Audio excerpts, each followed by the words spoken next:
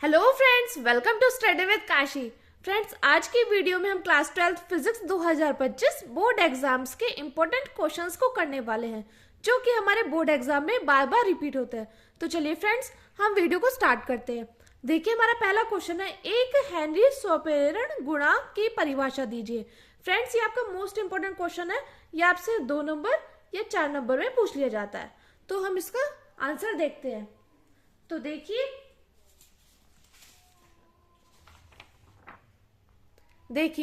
स्वप्रेरण गुणांक, जिसको एल से प्रदर्शित करते हैं, बराबर माइनस ई बटे डेल्टा आई बटे डेल्टा टी।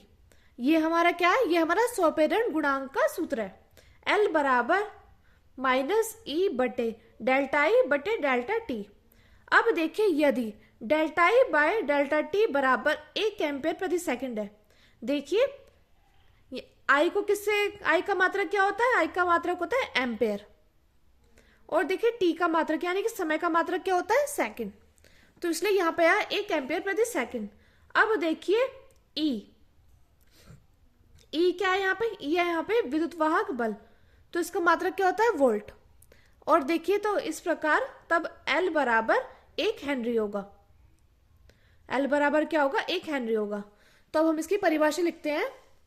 अतः यदि किसी कुंडली में धारा परिवर्तन की दर 1 एम्पियर प्रति सेकंड होने पर कुंडली में प्रेरित विद्युतवाहक बल का मान 1 वोल्ट हो, तो कुंडली का स्वप्रेरण गुणांक 1 हेनरी होता है।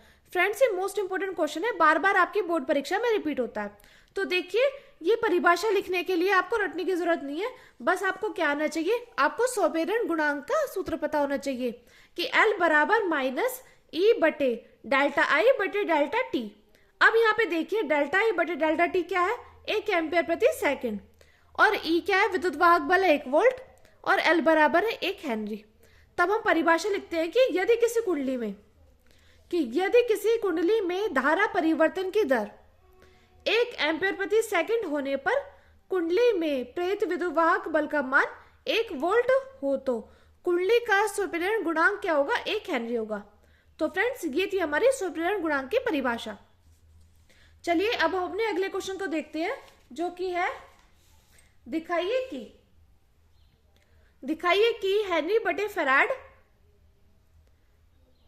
1/2 प्रतिरोध को प्रदर्शित करता है। ये फ्रेंड्स आपका मोस्ट इंपोर्टेंट क्वेश्चन है। ये आपका 2024, 23, 22 हर परीक्षा में रिपीट हुआ है। कोई भी ऐसा एग्जाम पेपर होगा ही नहीं जिससे ये सिद्ध करो से क्वेश्चन आए हो। तो फ्रेंड्स, ये आपका मोस्ट इंपोर्टेंट क्वेश्चन है। ये आपसे 5 नंबर में पूछ लिया जाता है और आपसे 3 नंबर में पूछ लिया जाता है। तो देखते हैं कि दिखाइए कि हेनरी बटे फैराड 1/2 प्रतिरोध को प्रदर्शित करता है। तो सबसे पहले हम क्या करेंगे? देखिए, सबसे पहले हम यहाँ पे लिखते हैं कि हम जानते हैं कि हमें क्या दिखाना है? हेनरी बटे फैराड 1/2 प्रतिरोध को प्रदर्शित करता है। तो पहले हम क्या करेंगे? पहले हम यहाँ पे लिखेंगे, हम जानते हैं कि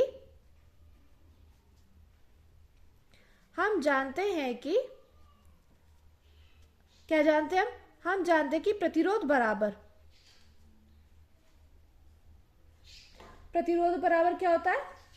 प्रतिरोध बराबर होता है, यानी कि R बराबर होता है हमारा V अपॉन I। तो ये किसके बराबर होता है? वोल्ट प्रति एम्पेयर के बराबर होता है। अब देखिए, हमें क्या सिद्ध करना है? हमें सिद्ध करना है वोल्ट प्रति एम्पेयर, यानी कि हमारा क्या दिया गया? अब देखते हैं, हम यहां पे लिखेंगे, हम दिया है हेनरी बटे फैराड 1/2। तो देखिए, हम जानते हैं कि हेनरी हमारा स्वप्रेरक गुणांक का मात्रक है। तो हम क्या करेंगे यहाँ पे? हम करेंगे यहाँ पे, हमें पहले ये नहीं लिखना, हम पहले लिखेंगे हेनरी बटे फैराड। अब देखिए, हम लिखेंगे हेनरी हमारा किसका मात्रक है? एल का मात्रक। और फैराड हमारा किसका मात्रक होता है? फैराड हमारा होता है संधारित्र की धारिता का, किसका मात्रक होता है, यानी कि सी का मात्रक। तो फेराड कितना है, फेराड सी का मात्रक, हम ये लिखते हैं। अब हम जानते हैं कि एल का मात्रक क्या था।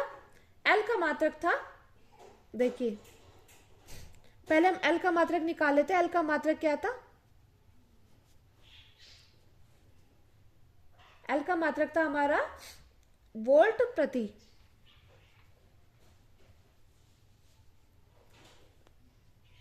एम्पेयर बटे में सेकंड। ये हमारा क्या था, ये हमारा एल का मात्रक था।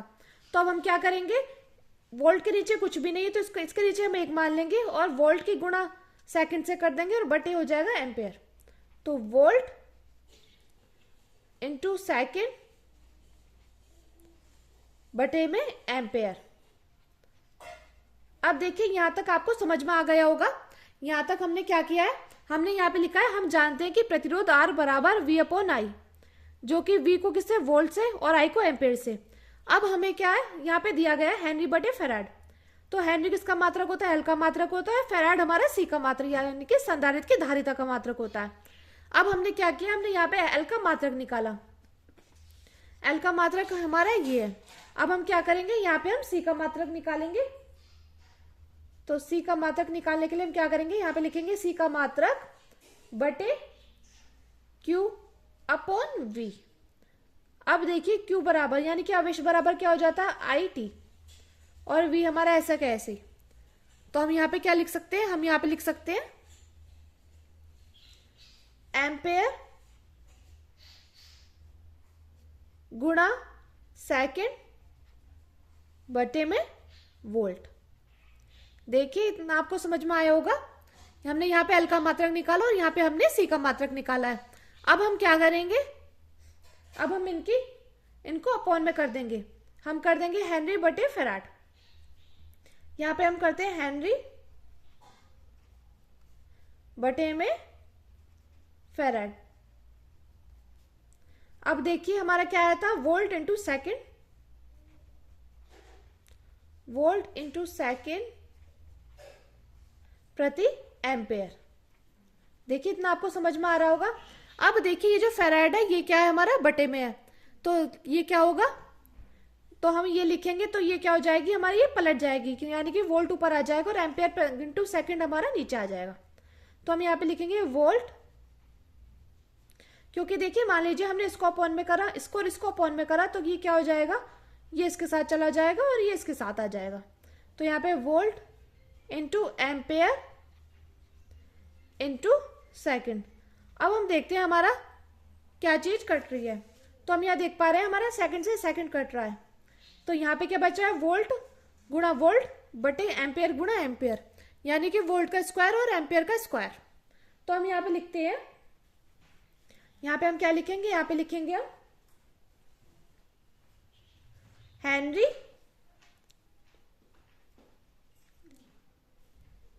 बटे फेराड, हेनरी बटे फेराड बराबर वोल्ट का होल स्क्वायर बटे एम्पेयर का होल स्क्वायर। इतना देखिए आपको समझ में आया।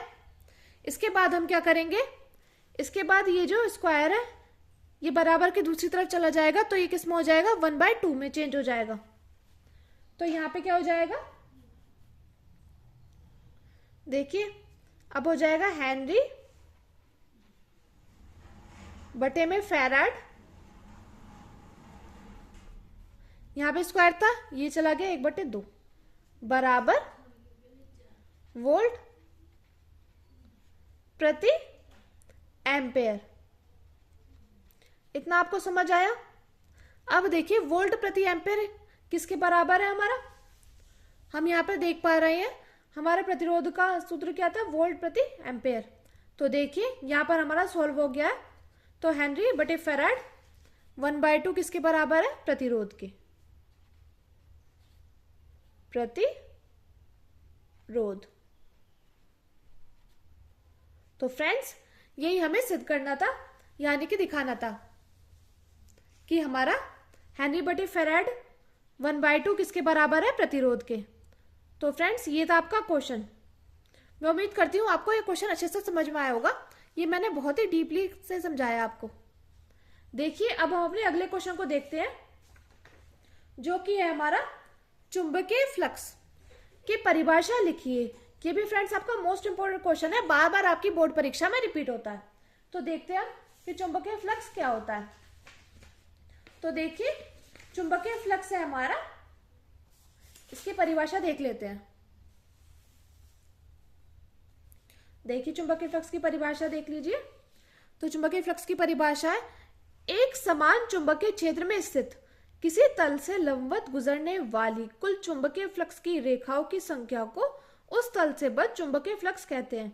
यानी कि आराम से समझिए कि एक समान चुंबकीय क्षेत्र में स्थित, यानी कि एक समान चुंबकीय क्षेत्र में स्थित किसी तल से लंबवत, यानी कि किसी तल से लंबवत गुजरने वाली कुल चुंबकीय फ्लक्स रेखाओं की संख्या, किसकी संख्या, किसी तल से लंबवत गुजरने वाली कुल चुंबकीय फ्लक्स रेखाओं की संख्या को उस तल से बद्ध चुंबकीय फ्लक्स कहते हैं।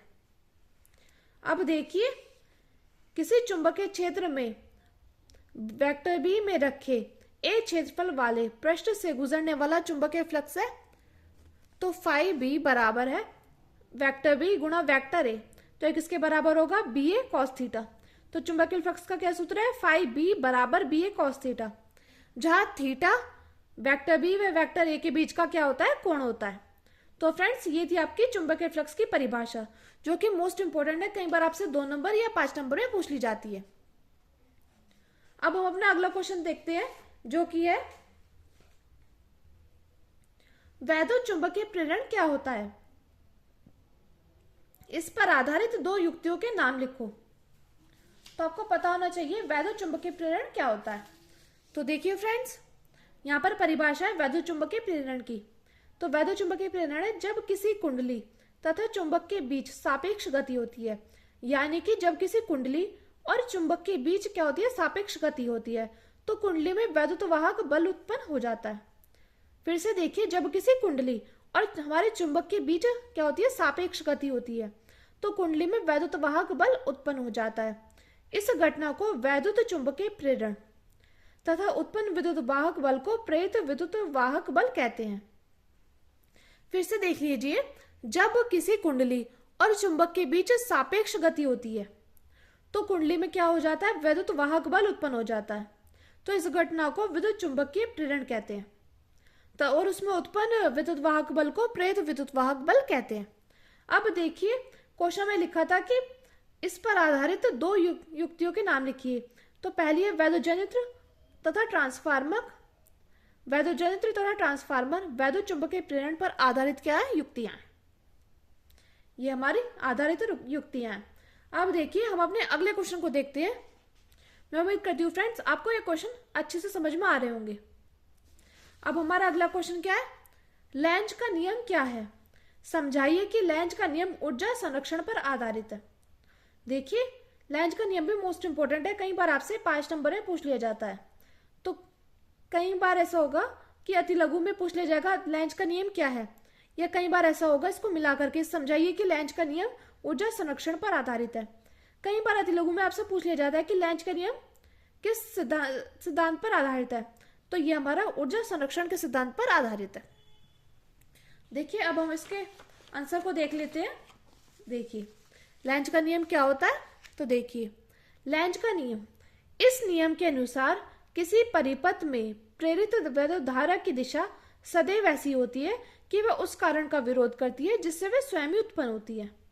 यानी कि इस नियम के अनुसार किसी परिपथ में प्रेरित वैद्युत धारा की दिशा, इस नियम के अनुसार किसी परिपथ में प्रेरित वैद्युत धारा की दिशा सदैव ऐसी होती है कि वह उस कारण का विरोध करती है जिससे वह स्वयं उत्पन्न होती है। अब देखिए लेंज का नियम व ऊर्जा संरक्षण। तो ये क्या होता है, किसी चुंबक तथा कुंडली के बीच सापेक्ष गति कराने के लिए कुछ यांत्रिक कार्य करना पड़ता है। फिर से देखिए लेंज का नियम व ऊर्जा संरक्षण, किसी चुंबक तथा कुंडली के बीच सापेक्ष गति कराने के लिए कुछ यांत्रिक कार्य करना पड़ता है। देख लीजिए इसके आगे का, करना पड़ता है। यांत्रिक कार्य करने में वह यांत्रिक ऊर्जा ही वैद्युत ऊर्जा में परिवर्तित होकर प्रेरित विद्युत वाहक बल तथा प्रेरित धारा के रूप में प्राप्त होता है। फिर से देख लीजिए क्या लिखा था, इसमें लिखा था कि किसी चुंबक के बीच, यहाँ पे देख लीजिए, किसी चुंबक तथा कुंडली के बीच सापेक्ष गति कराने के लिए कुछ यांत्रिक कार्य करना पड़ता है। और यांत्रिक कार्य करने में क्या होता है, यांत्रिक कार्य करने में वह यांत्रिक ऊर्जा ही वैद्युत ऊर्जा में परिवर्तित होकर प्रेरित वैद्युत वाहक बल तथा प्रेरित धारा के रूप में प्राप्त होता है। तो इस प्रकार ऊर्जा केवल एक रूप से दूसरे रूप में परिवर्तित होती है। अतः लेंज का नियम ऊर्जा संरक्षण के नियम का क्या करता है, पालन करता है। तो फ्रेंड्स ये थे हमारे मोस्ट इंपोर्टेंट क्वेश्चन। अब देखिए हमारा लास्ट क्वेश्चन क्या है, देख लीजिए, यहां पे देख लीजिए हमारा लास्ट क्वेश्चन है, एक प्रेरकत्व कुंडली में वैद्युत धारा 0.1 सेकंड में शून्य से बढ़कर 5 एम्पेयर हो जाती है, जिसके कारण उसमें 20 वोल्ट का प्रेरित विद्युतवाहक बल उत्पन्न हो जाता है। तो कुंडली का स्वप्रेरण गुणांक ज्ञात करो।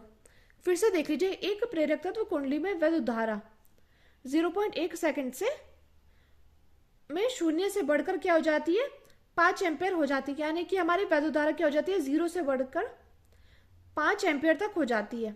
इतना है समझ में। तो यहाँ पे ये क्या है, ये हमारा डेल्टा टी 0.1 सेकंड, जिसके कारण उसमें 20 वोल्ट का प्रेरित विद्युतवाहक बल उत्पन्न हो जाता है। यानी कि हमारा ई क्या है, ई हमारा 20 वोल्ट। तो हमें क्या करना है, हमें कुंडली का स्वप्रेरण गुणांक ज्ञात करना है। तो चलिए हम न्यूमेरिकल को सॉल्व करते हैं। यहाँ पे देख लीजिए, हम इसको यहाँ पे सॉल्व करते हैं। देख लीजिए, यहाँ पे देख लीजिए हमें क्या क्या दिया गया था, हमें दिया गया है, यहाँ पे हमें क्या दिया गया है, हम यहाँ पे लिखते हैं दिया गया है, दिया गया है, इतना लिखा। तो देखिए क्या क्या दिया गया है, यहाँ पे देखिए डेल्टा टी दिया गया है हमारा 0.8 सेकेंड। अब देखिए डेल्टा आई क्या दिया गया है, ये हमारा दिया गया है 0.1 से बढ़कर क्या हो जाता है, 5 एम्पेयर, 5 एम्पेयर हो जाता है। कितना हो जाता है, ये हो जाता है हमारा, सॉरी ये हमारा शून्य से बढ़कर, तो यहाँ पे शून्य से बढ़कर कितना हो जाता है, 5 एम्पेयर। तो ये आएगा हमारा -5 एम्पेयर। इतना समझ में आया। ये सभी आपको क्वेश्चन में ही दिया गया है। अब है जिसके कारण उसमें 20 वोल्ट का प्रेरित विद्युतवाहक बल उत्पन्न हो जाता है, यानी कि हमारा ये है 20 वोल्ट। अब हमें क्या करना है, कुंडली का स्वप्रेरण गुणांक ज्ञात करना है, यानी कि हमें क्या करना है, एल ज्ञात करना है। तो देखिए हमारा सूत्र क्या था, एल बराबर -E बटे डेल्टा आई बटे डेल्टा टी, ये था हमारा सूत्र स्वप्रेरण गुणांक का। तो हमें क्या करना है, हमें इसमें वैल्यू पुट कर देनी है, -20। अब देखिए डेल्टा आई -5 बटे 0.1। अब देखिए 20 के नीचे कुछ नहीं है, अब हम यहाँ पे 1 कर देंगे, तो इसकी गुणा 20 में कर देंगे और इसकी गुणा इसमें हो जाएगी। तो देखिए माइनस माइनस क्या होते हैं, ये हो जाते हैं हमारे प्लस। तो 20 गुणा -0.1 गुणा 1 गुणा 5, इतना आया समझ में। अब देखिए 1 की गुणा 5 में करेंगे तो 5 आएगा, 5 इससे कट जाएगा, तो हाँ 4 बार में। तो यहाँ पे क्या आया, यहाँ पे 4 की गुणा 0.1 से करेंगे तो 0.4, यह आ जाएगा हमारा हेनरी, क्योंकि हमारा स्वप्रेरण गुणांक का मात्रक क्या होता है, हेनरी होता है। तो फ्रेंड्स ये थे आपके मोस्ट इंपोर्टेंट क्वेश्चन, ये आपके हर बार बोर्ड परीक्षा में रिपीट होते हैं। मैं उम्मीद करती हूँ फ्रेंड्स आपको ये क्वेश्चंस अच्छे से समझ में आए होंगे। अगर आपको वीडियो अच्छी लगी तो प्लीज हमारे चैनल को सब्सक्राइब कीजिए और वीडियो को लाइक शेयर कमेंट जरूर कीजिए। Thank you, thanks for watching.